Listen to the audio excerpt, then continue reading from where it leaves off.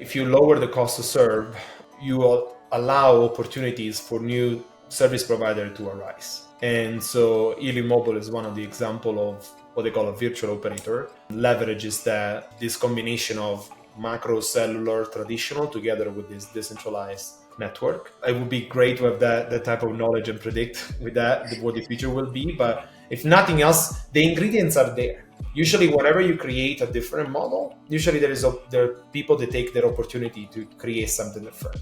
And again, the Helium Mobile is kind of like a proof point from that, but it's not just that. And hopefully there will be more that come around using the same model. Yeah, thanks for joining. Good to meet you guys as well. I think maybe you two have met Dylan before, but I think this is our first time to connect. So, oh yeah, haven't met Dylan. Okay. Nope. I was supposed to. Sure. I rugged him in New York. Don't hold it against me. Yeah, he was supposed to be in Scott's seat for the deep-in panel at Mainnet. Gotcha. All good. It's a busy time right now, so no worries. But yeah, I think if we're good, let's just go ahead and hop into it, Dylan, if you want to start us off here. Yeah, I guess like Seth said, we'll just get right into it. I think we really want to dive deep on the carrier offload program. Obviously, we've seen tons of growth with Helium Mobile itself, over I think 116,000 signups. But I think we've heard a little bit less about the offload carrier program, which is also seeing a good amount of growth according to the stats that we can find. I think nearly 120K daily subscribers. Maybe you could shed a little more light into what that means. But we just like to get like a high level overview of what the carrier offload program is, how did it start, and where does it fit into Helium and Helium Mobile? And I'll direct that to either of you. All right, do you want to get started? I'll fill in. Yeah, absolutely. So hi, so my name is Mario. I am the GM of network at Nova Labs. So primarily my focus into help the growth of the network, facilitating the growth of the networks is both for the point of view of the hardware that makes that happening, as well as the relationship with the mobile carriers that we've been onboarding into the program. I guess I'll sort of take this conversation mostly from the protocol side. I run the protocol team and been part of the sort of building on the protocol since 2019. So I could sort of talk through most of the economics and how all this stuff effectively ends up on chain and how this sort of translates to HNT and mobile and things like that. So I could talk about that a lot. I guess like maybe specifically on offload, it might be important to sort of bifurcate the two different parts of the network. So first, there's the IoT and mobile network, of course, but within the mobile network, there's sort of what I would consider a first-party user of the network. That's Helium Mobile. That's the, you download an eSIM, you download an app, and it gives you an eSIM, and you have connectivity, right? This is the sort of basic thing that most of us have in our pockets. And this is like how a lot of folks, as you said, 115 or so thousand subscribers are interacting with Helium, and they think of Helium as their cell phone provider. Other kind of interesting thing that we're doing is because we are leveraging this mobile network that is being created by this community, other carriers can also use that network. And we saw that first with Telefonica in Mexico. And we're starting to see that now at a much greater scale in the United States with a few sort of large carriers in the US. What we're seeing is this network is useful for these particular carriers and their subscribers because it's providing, a differentiated experience, right? In a coffee shop, they don't have to like ask for the Wi-Fi password, right? The phone just automatically connects to it. Or if they're in a mall or in a large department store, they're not, stuck in the back without any connectivity. This is a problem that I have like in my Walgreens, like in my neighborhood. Like if I go into the Walgreens, the pharmacy department, like there's no service back there. It's awful. So something like this where, the Walgreens or the mall can have a Helium compatible hotspot that's deployed either directly by installing a Helium hotspot or indirectly through something that we call brownfield that Mario can get into, they will just automatically have connectivity. There are lots of sort of foundational layers. There's the protocol layer, there are the specific networks themselves, there's mobile itself, there's the mobile hotspots that are deployed, and then there are these different users of that network, right? You have Helium Mobile and then these other carriers as well. So like we can dive into any of those parts wherever you guys like to go.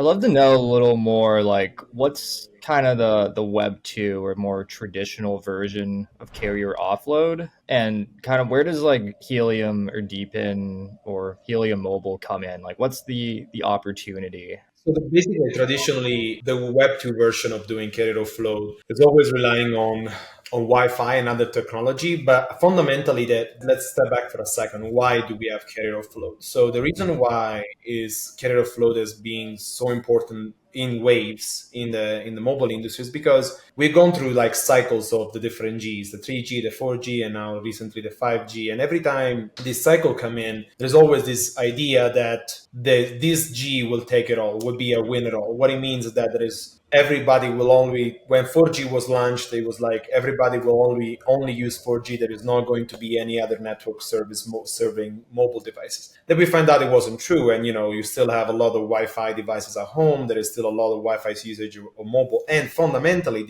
the economics behind rolling out a network in a traditional way, they're still the same. Doesn't matter the G that you're rolling out. So what happened in a Web 2 way of carrier offload is that as carriers start to realize that the cost of deploying their own infrastructure goes higher and higher, they find ways to offload part of their data into someone else's network. And that's what happens today. When you are in your home, you have your phone next to you connected to your home Wi-Fi while you're offloading. It means that you are not using capacity on the cellular network. So as a matter of fact, if you look at some stats out there, the majority of the data that comes through your phone is already offloaded, about 80 to 85%. So the traditional carriers still try to push the number as close as possible to 100%.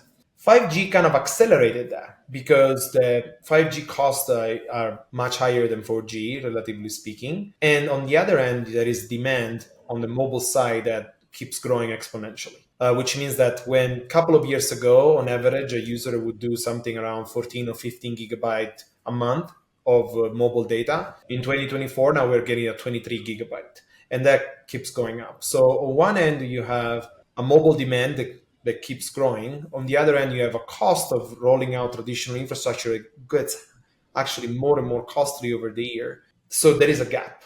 And that is where the carrier offload comes into play. That's why right now it's prime season again for carrier offload. It will be, in my personal opinion, that will be forever because of that gap. In the traditional way, the way you do it, you try to incentivize people to stay on Wi-Fi. There is certain technologies within both the cellular world and the Wi-Fi world to do roaming across networks. Why Helium is different is because it utilizes the same type of technologies on the surface. That's what Abhay mentioned before. When you enter a store or shopping mall that has Helium carrier offload that you automatically connect. This is pretty much the same that you will get in a Web 2 version of carrier offload. The difference is that now the ownership of the offload network is distributed because of this decentralized nature of Helium, first. And second, every type of transaction on that offload network ends up on chain on the ledger, together with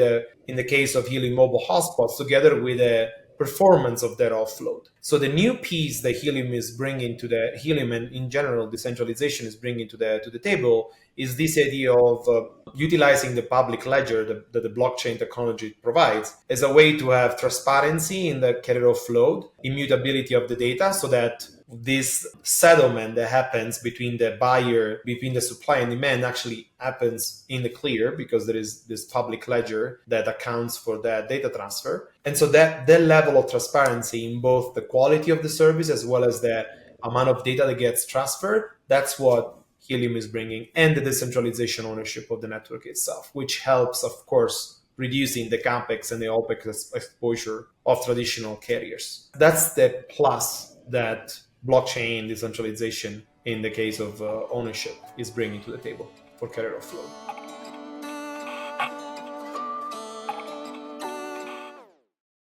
In terms of like reshaping the mobile landscape, you expect to see kind of the very large telcos like AT&T, T-Mobile, Verizon continuing to kind of own, I think I saw somewhere close to like 98% of market share? Or do you see these new technologies and transitions to 5G and onwards kind of bringing in more ISPs or just kind of changing the structure and dynamics of who's providing internet? Well, as I say, fundamentally, if you lower the cost to serve, you will allow opportunities for new service provider to arise. And so Helium Mobile is one of the example of what they call a virtual operator, leverages this combination of macro cellular traditional together with this decentralized network. And I can see many others coming to fruition, especially if the model proves to be right. It would be great to have that type of knowledge and predict with that what the future will be. But if nothing else, the ingredients are there. Usually, whenever you create a different model, usually there are people that take their opportunity to create something different. And again, the Helium Mobile is kind of like a proof point from that, but it's not just that. And hopefully, there will be more that come around using the same model. I think to add to that, efficient markets need competition and need liquidity, right? Like those are the two sort of like really important things for most markets to sort of get to a clearing price, right? And so it is true that for the large cities in the United States, like you have overlapping coverage for the large carriers, right? There's a lot of competition in San Francisco where I live, for example, and for some things, for broadband, not so much, right? Like running fiber to my house was a giant shit show, which I can talk about some other time. But the fact that I have like radios on my roof providing me backhaul is sort of proof of that. And even in places like San Francisco, you have lack of competition. And so I think the way that I think about this is that the base, like underlying infrastructure, will get cheaper as there's more options for connectivity. Will also become more redundant, right? Like we're also seeing that sort of black swan events like large hurricanes can completely knock out connectivity in a lot of places because there is only really one or two actual carriers in those areas. Infrastructure development hasn't really happened because large companies can't really enter these markets, probably because there isn't a lot of ROI, right? Like, if you go into a market with 1,000 potential subscribers and you're putting up tens of thousands of dollars worth of infrastructure to get those subscribers connectivity, like it's a pretty long return on investment. So there isn't actual incentive alignment to do that. And I think that's really where the sort of idea of realigning ownership and sort of realigning incentives is where our industry really can provide an alternative, right? Ultimately, like I have an incentive to give myself internet and give my neighbors internet and maybe give my if I own a business, to give my customers connectivity when they're there. They're more likely to come back to my store for that reason. And so that's a sort of kind of different way of thinking about this. I think it is complementary, however. I don't think it's necessarily competitive. And I think I still believe there's a sort of a rising tide argument for this kind of infrastructure building.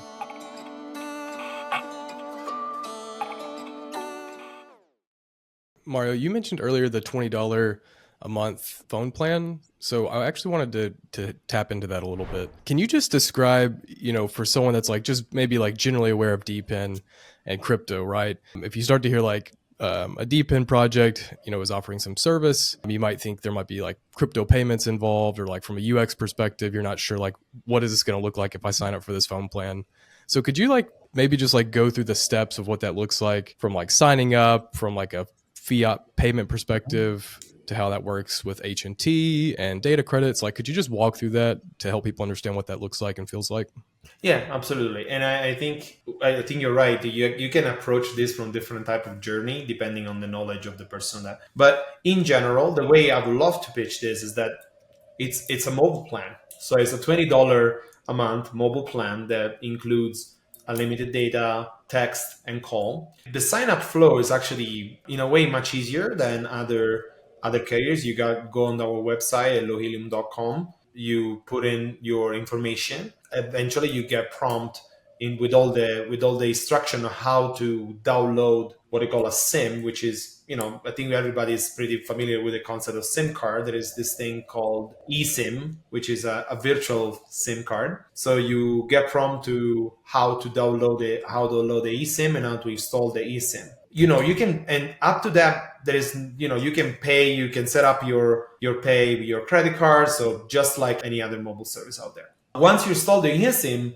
from a point of view of a regular user, there is nothing else. Meaning, like, you connect your phone, there is a concierge system if you want to port over your number, so you can safely and securely port your number from your regional carrier into Helium Mobile. And once you're set up, and this can take anything between like 15 to 30, 35, 45 minutes if you need the help, if you want to have the kind of a concierge experience for the port, for the number porting. Once you're set up, you basically have access to our network. So Helium Mobile, we partner together with T-Mobile. So you have access to the T-Mobile network. And on top of the T-Mobile network, you also have access to the Helium Mobile hotspots, which is this Helium network that we created. Is there something for the user to do? Absolutely no.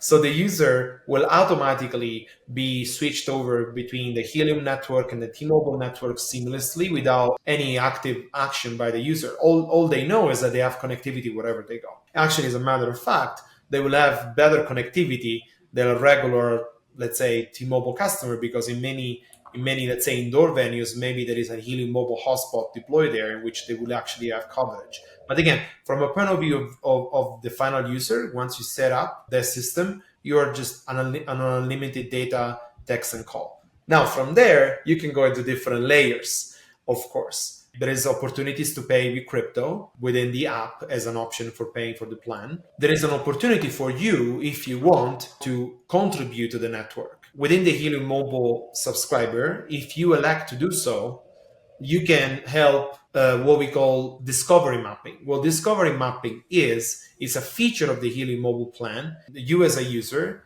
you decide to share your location information with us. Again, it's your choice and an opt-in. But the moment you do that, what happens is that as you walk around doing your own thing during the day, the system will take screenshots of your location, screenshot like say data, and will send it to us.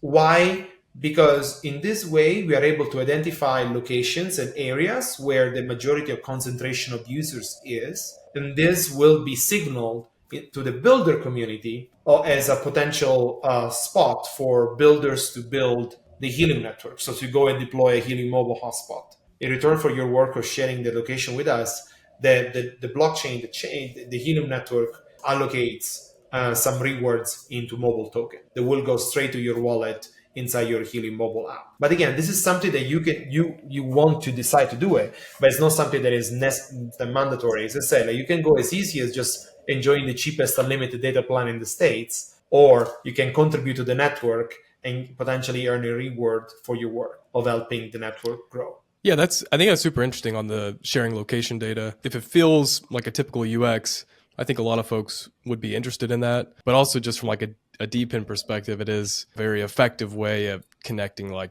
latent supply and demand that's a little bit more spiky, perhaps. Absolutely. Yeah, because absolutely, when you look at the potential to build a network, like I think Abhay touched at the beginning, there are definitely places in which there is much more potential for network utilization than others. Like, if you put together in the same place an apartment complex versus a shopping mall, I think pretty much we all would agree that there's much more potential for offloading a shopping mall. So what discovery mapping and other techniques that we use do, they basically help direct the network growth in location where we know there is the majority potential for offload and for growth in terms of data. Because on the other side of the equation, and then I'll conclude this question, every time someone uses the Helium network, then there is a mechanism within the Helium network called the seed burning, which data credits, which are derived from Helium token, are getting burned to utilize the network. Again, unwillingly in a good way. What I mean, like, the users using the network helps also on the builder side, because there is this burning mechanism of the token.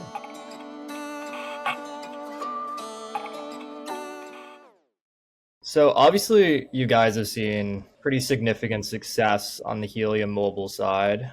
Helium's still a much larger project as the IoT subnetwork. Recently, I think the energy subnetwork proposal passed in August. What's the thinking of kind of keeping an expansive Helium versus doubling down on Helium Mobile, and really capitalizing on that success? I think it really comes down to what the community wants to do with this network, right? Like we are pretty, obviously we spend a lot of our time thinking about IoT and mobile as a protocol team, but we also acknowledge that the economic model that was created with Helium can be used for any number of networks out there. And we've certainly done some work with other protocol teams, and folks have forked the Helium program library on Solana to sort of launch their own networks as well, which is exactly why we build this stuff in the open. And so I think it really just comes down to what does this community want to work on, and this shouldn't be necessarily restrictive in my opinion.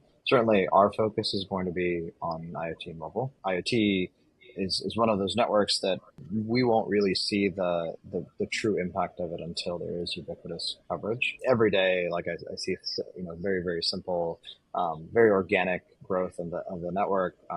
People putting up weather stations all over the world to sort of support their own products and their own use cases. People, Demo uses the IoT network for all of their current devices out there, the background devices that are out there. These are sort of very normal things that happen when you have this very, very cheap ubiquitous network.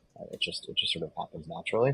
With mobile, like the demand is already there, and it's really just about making sure supply goes to where the demand is. And that's what we're starting to see with both Helium Mobile itself and the Offload network. And, I think that for us, it's just a matter of focus, right? Being able to focus on those two networks allow us to make those networks better, but we're still going to build that core governance infrastructure, the economic infrastructure, all the sort of things that make Helium what it is, that allows any other network to use it.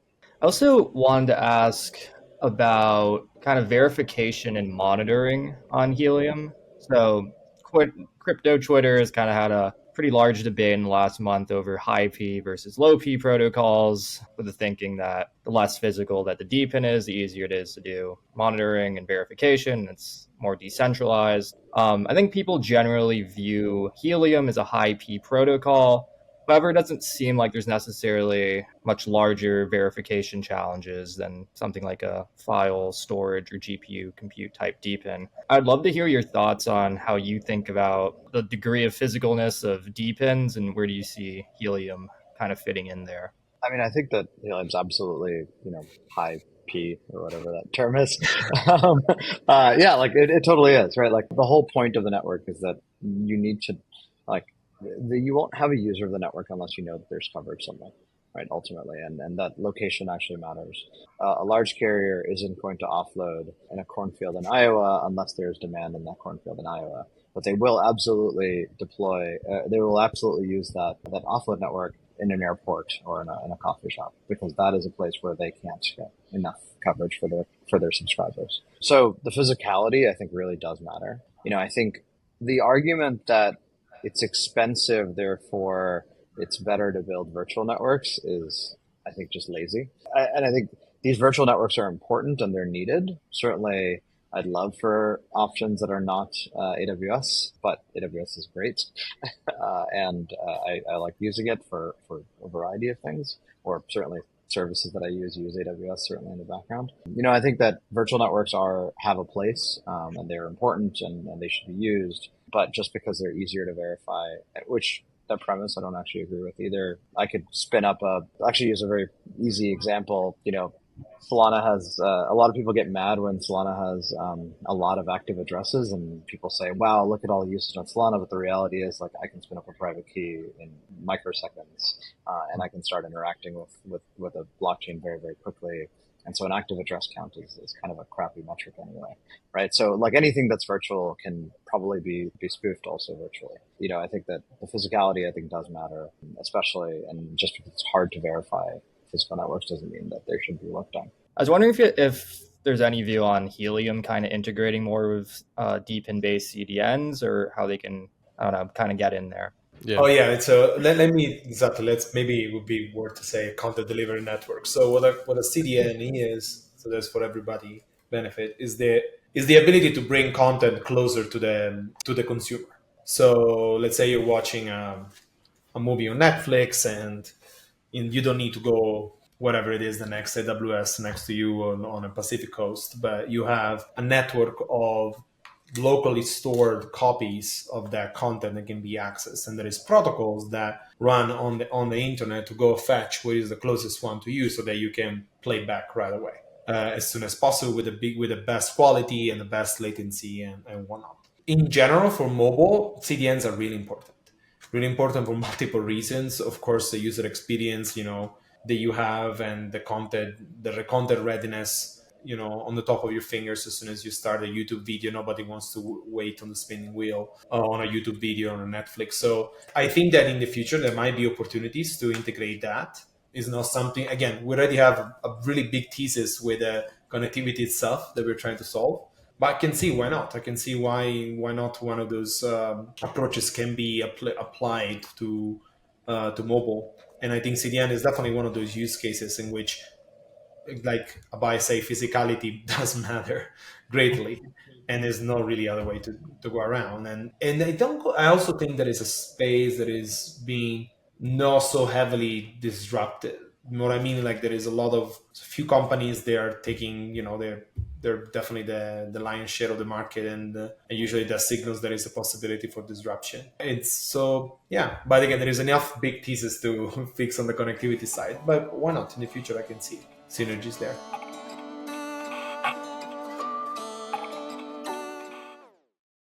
Kind of on the upgrade side of things, I think earlier in September, maybe mid-September, there was a Helium like V3, almost like request for comment type of proposal that was sent out. And then there was, somewhat of an update after that, after the community had time to digest it and give feedback.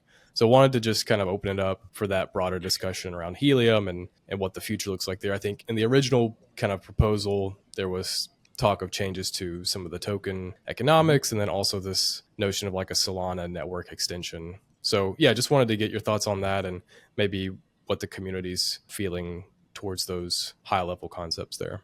I mean, I think the TLDR and what I took to heart with that conversation was that, this is important, but not now, kind of is what I heard. Yeah. And I think that this is why we test things, right? This is why we, put ideas out there. It's why we build in the open. We're not going to figure this out by being in an ivory tower and just like shoving stuff out there. Like it's kind of pointless. Yeah, I was pretty excited about the idea of, using this sort of Solana network extension concept to bring, more of the work that's being done today in the Oracle systems that power Helium, bring more of that, on chain or near to the chain, I guess. And, the sort of having space where that kind of information can be even more transparent, I think was an idea that we had, and properly incentivizing those node operators to be able to do that was really the ultimate motive there.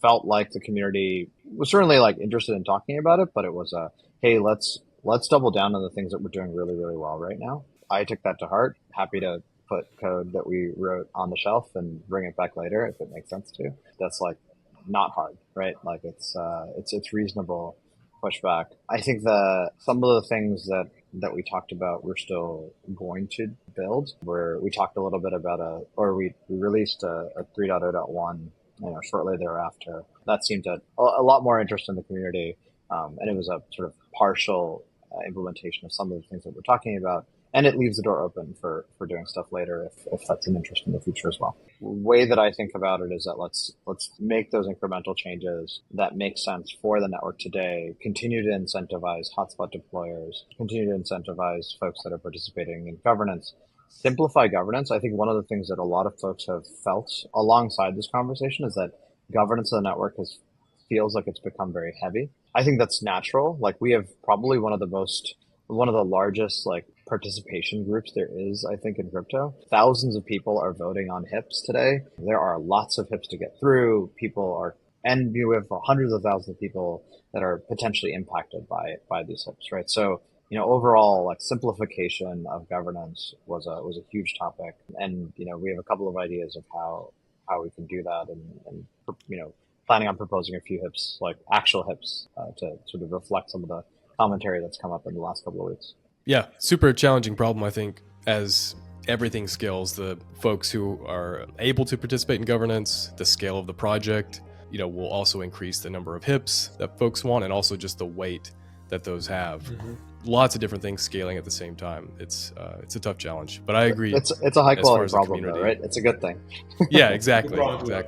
Yeah, we want to try doing some fast questions, just very briefly. So just quick answers from Mario and Abhay. First one is cereal a soup? This was a hotly debated topic this morning. So I'll pass it on to Abhay. I'll defer. I guess maybe it is. Yeah. It is. I think it is. I agree. I think it is. I agree. Okay, I agree by definition. If you could live in any time period, what would it be? 30 years from now. 30 years from now. Always. It's always going to be the answer. It's always forward. Yeah, I was going to say similarly, like 100 years from now. Yeah, I'm always interested in what's the future holds. Favorite non-helium related DPIN or crypto project? Well, I'm kind of fascinated by this idea of like things like Hive Mapper, for example. I think that is again, I can see the use case, and maybe again, remember my background is not at all in crypto, so being very new to the space. So I'm probably much more tangible person. So I do like that type of use case. I think there is some interesting thing that can happen. So yeah, I would say Hive Mapper for me. It's probably one of two things. It's either prediction markets, so polymarket drift, or meme coins like Bonk. Okay, last one. What's your favorite book, or what are you reading right now? I've been bad at reading stuff on my own that's not like papers and children's books, basically. I've been rereading like the Harry Potter series with my kids, which is kind of funny because it's been many years. What's the best one? Yeah, it just started, actually. We just started the first book. And it's like my younger son just hit kindergarten, older one's in third grade, and so like they're finally at that age where they'll like want to sit and listen to a chapter book, I think. Yeah, I mean, similar, lots of children's book. I think we are in the Spider-Man phase with my 5-year-old, and we're doing the whole book first and movies where appropriate type of phase. So yeah, so interesting. Yeah, that's usually on my shelf. Lots of children's book at the moment. Seth, what about you? I just started reading. I have two. So Snow Crash is like a very famous sci-fi book that I've never read, been told to read many times. And then the other one's called The Overstory, which is like a novel about trees. So that's a little bit different, but it's a good book. Thanks so much for joining us, guys. I think we had a great conversation, and we're excited to see Helium Mobile's growth and where carrier offload is going to go. Thanks for having us. All right. Cool.